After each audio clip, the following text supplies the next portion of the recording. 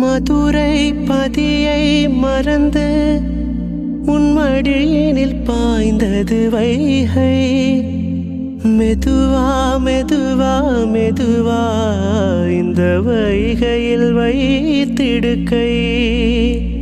பொதிகை மலையை பிரிந்து என் பார்வையில் நீந்தது தென்றல்.